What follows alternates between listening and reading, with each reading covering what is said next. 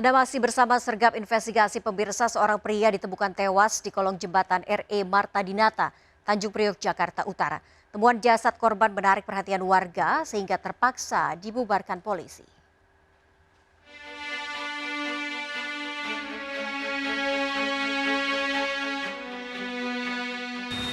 Warga dan pengguna jalan dikejutkan dengan temuan sesosok mayat pria di kolong jembatan jalan RE Marta Dinata, Tanjung Priok, Jakarta Utara. Jangan berkerumun. Laksanakan social distancing dan physical distancing. Ibu-ibu yang tidak terlalu berkepentingan kembali ke rumahnya masing-masing. Polisi berupaya membubarkan kerumunan warga di lokasi mencegah penyebaran virus corona. Saat ditemukan, jasad korban pria ini sudah dalam kondisi membusuk dan tidak ditemukan identitas apapun. Jadi waktu kejadiannya emang nggak ada yang tahu gitu. Laki-laki. Ada identitasnya, Pak? Nggak ada, kosong semua. Kesini bukan, Pak? Bukan. Jadi nggak dikenali gitu Pak ya? Tidak dikenal. Setelah diidentifikasi, jasad korban dibawa ke RSCM Jakarta untuk diotopsi. Dari Jakarta, Vendra Kurniawan, iNews melaporkan. Pemirsa, puluhan remaja pelaku balap liar dibubarkan polisi. Meski demikian, polisi berhasil mengamankan puluhan sepeda motor yang ditinggalkan pemiliknya kabur.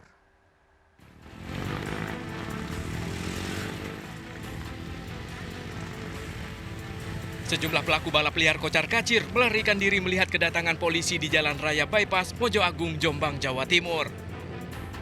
Para pelaku ini berupaya kabur.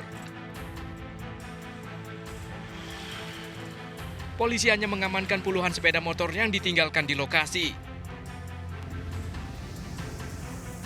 Puluhan motor ini dibawa ke Mapolsek Mojo Agung sebagai barang bukti. Razia dilakukan menindaklanjuti laporan warga yang resah dengan aksi balap liar. Sesuai pengalaman kemarin, tiap hari Minggu ini udah rutin.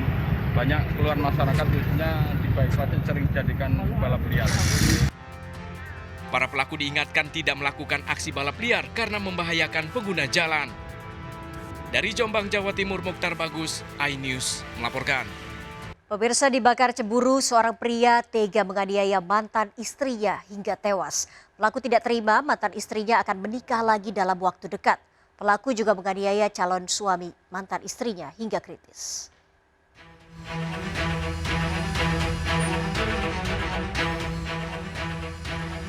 Warga Gaploan, Japah Blora menemukan Sunarti dalam kondisi terluka akibat senjata tajam di sawah yang digarap bersama Sarjan, calon suaminya yang juga dalam kondisi terluka. Sarjan dan Sunarti dibawa warga ke Rumah Sakit Umum Dr. Setiono, Blora. Sunarti meninggal sementara Sarjan masih dalam perawatan. Polisi yang melakukan penyelidikan di lokasi pembunuhan dan setelah memeriksa warga, pelaku penganiayaan ternyata Sakirin, mantan suami Sunarti. Diduga Sakirin cemburu mengetahui mantan istrinya akan menikah lagi dengan Sarjan. Korban sama pelaku, awalnya itu istrinya Pak, karena istrinya sudah dicerai. Mau itu yang korban yang satu yang dibacok itu mau pendekatan kayak gitu Pak, mau nikah lah kayak gitu Pak. Terus yang pelakunya nggak terima, itu yang korban yang satu yang bawa mau nikahi dia Pak, rencana mau nikahi dia karena si pembunuh merasa cemburu. Dia merasa cemburu hingga akhirnya di sawah itu. Polisi kini memburu Sakirin yang melarikan diri ke dalam hutan jati. Jenazah Sunarti telah dimakamkan keluarga, sedangkan Sarjan masih menjalani perawatan di rumah sakit. Dari Blora, Jawa Tengah, Heri Purnomo, iNews melaporkan. Pemirsa, tidak terima istrinya sering diganggu, seorang pria menganiaya tetangganya hingga tewas. Korban tewas di jalan raya setelah pelaku menunggu dan merencanakan penganiayaan.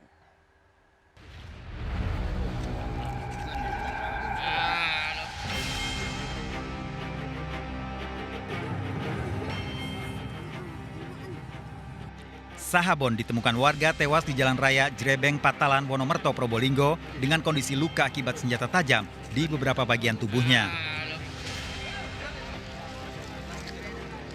Barang-barang korban tidak ada yang hilang termasuk sepeda motor yang dikendarai.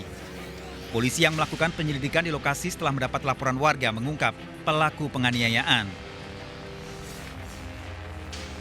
Pelaku ternyata Barok, tetangga korban. Barok ditangkap polisi di rumah temannya. Dari hasil pemeriksaan polisi, Barok mengakui sengaja menganiaya korban karena sering memamerkan sepeda motor dan mengganggu istrinya. Alhamdulillah belum ada 24 jam pelaku sudah bisa kita amankan. Pelaku merupakan tetangga dari korban. Motif pelaku melakukan penganiayaan sampai meninggal dunia ini dikarenakan yang bersangkutan sakit hati, di mana 1 tahun yang lalu diduga istrinya diselingkuhi oleh korban. Sehingga kemarin waktu korban saat melintas di depan rumahnya dengan naik sepeda motor, pelaku akhirnya dendamnya kambuh lagi.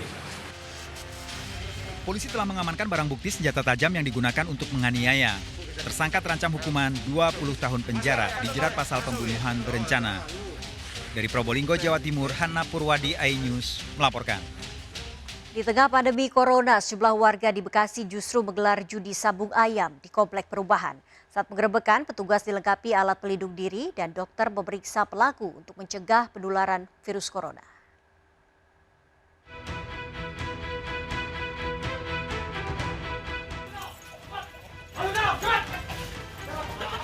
Polisi menggerebek judi sabung ayam di sebuah rumah di Komplek Perumahan Bintara, Bekasi, Jawa Barat. 24 orang mulai dari bandar, pemain hingga penonton diamankan polisi. Untuk mencegah penularan virus corona, sejumlah polisi memakai alat pelindung diri serta dokter untuk memeriksa suhu tubuh para pelaku. Selain mengamankan pelaku, polisi juga menyita uang jutaan rupiah dan beberapa ekor ayam sebagai barang bukti. Baru saja melakukan sebuah tempat yang dijadikan sarana perjudian, yaitu jenis sabung ayam. Ya, kita ketahui bahwa di masa PSBB ini ya tidak boleh berkumpul, berkerumun, apalagi lebih dari 5 orang. Ini dilakukan di sebuah rumah di daerah Bekasi ya, dengan kegiatan yang justru mengarah kepada tindak pidana perjudian. Para tersangka ini dijerat dengan KUHP pasal tentang perjudian dan pasal 93 tentang karantina kesehatan dengan ancaman 5 tahun penjara dan denda 100 juta rupiah. Dari Jakarta, Helmi Sangjambati, iNews melaporkan. Pemirsa, polisi ringkus 5 pelaku pencurian ratusan kilogram lada. Penangkapan pelaku terjadi di sejumlah tempat dan berlangsung dramatis yang disertai tembakan peringatan dan histeris keluarga.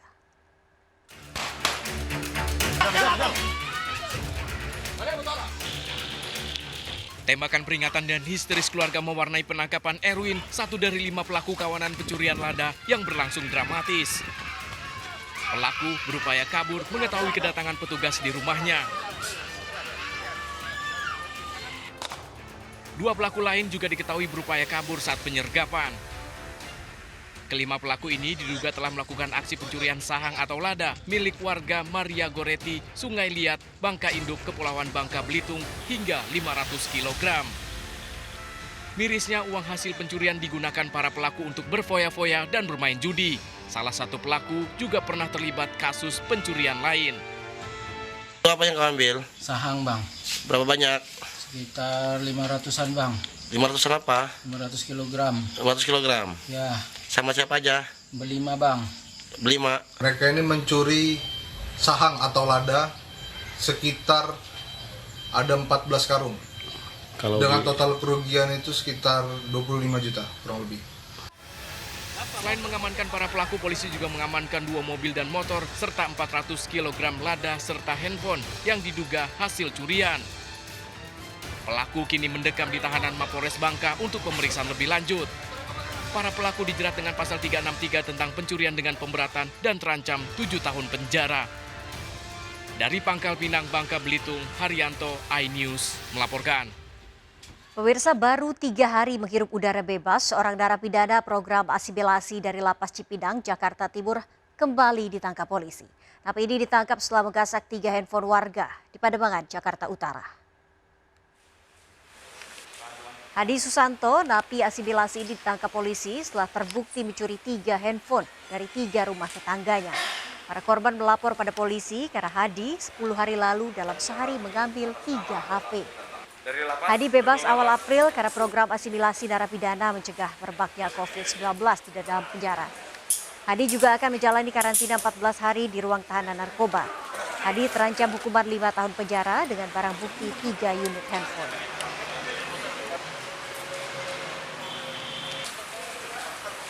Akibat menyebarkan berita bohong atau hoax terkait aksi begal di Cilandak, Jakarta Selatan, seorang wanita dan keponakannya ditangkap polisi. Pelaku mengaku mengarang cerita bohong lantaran takut dimarahi setelah meminjam motor terlalu lama. Kamu ngelawan, tapi jalan kamu. Memakai handphone, NMS, seorang wanita merekam video saat menginterogasi keponakannya FH. Bango yang Ragun situ ya, Cilandak itu. Datang kamu. Dalam video ini FH mengaku baru saja menjadi korban pembegalan di kawasan Cilandak, Jakarta Selatan. Oleh tersangka NMS, video FH kemudian diunggah ke media sosial. Karena tidak menemukan peristiwa pembegalan di lokasi, polisi menangkap NMS dan keponakannya FH di serengseng sawah Rabu dini hari. Video begal tersebut ternyata berita bohong atau hoax yang dikarang oleh FH dan direkam serta disebarkan NMS Tante FH. FH mengaku terpaksa mengarang cerita bohong lantaran takut dimarahi setelah meminjam motor milik NMS terlalu lama. Kedua tersangka dijerat Undang-Undang ITE dan diancam hukuman 6 tahun penjara. Kejadian begal di daerah Cilandak, khususnya di Jalan Bangau. Maka dari itu, setelah dari tim Polsek Cilandak dan Reskrim bergerak menuju ke TKP berdasarkan dari yang berita di WhatsApp tersebut, setelah hasil daripada olah TKP, menanya saksi-saksi di sekitar, tidak ada kejadian. Polisi mengimbau masyarakat untuk selalu mencari informasi apapun dengan yang benar sehingga tidak mudah termakan isu hoax yang mengakibatkan kepanikan dan ketakutan masyarakat. Dari Jakarta, Sofyan Firdaus, iNews melaporkan. Pemirsa, seorang pria diamuk warga karena mencuri 5 kg beras di warung. Pemilik warung merasa iba karena pelaku yang kelaparan setelah tidak makan beberapa hari setelah video mencuri beras karena kelaparan viral di media sosial. Dan polisi kemudian memberikan bantuan beras kepada pria ini.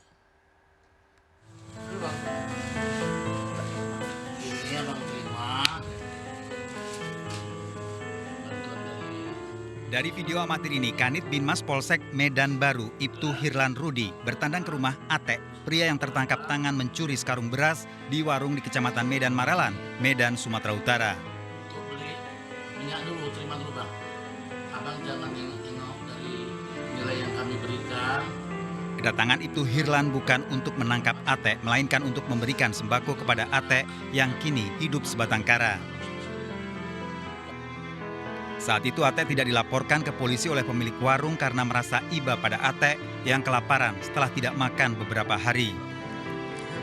Ate sempat menerima bantuan beras dari pemerintah, namun bantuan beras diberikan Ate kepada istri dan anak-anak yang kini sudah tinggal terpisah. Sebelum kami pulangkan, kami tanya dulu, saudara Ate kenapa mengambil beras?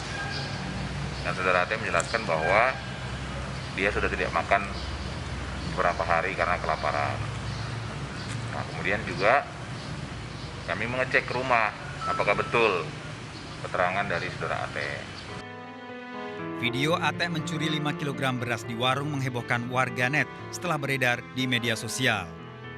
Dari Medan, Sumatera Utara, Adi Palapa Harahap, iNews melaporkan.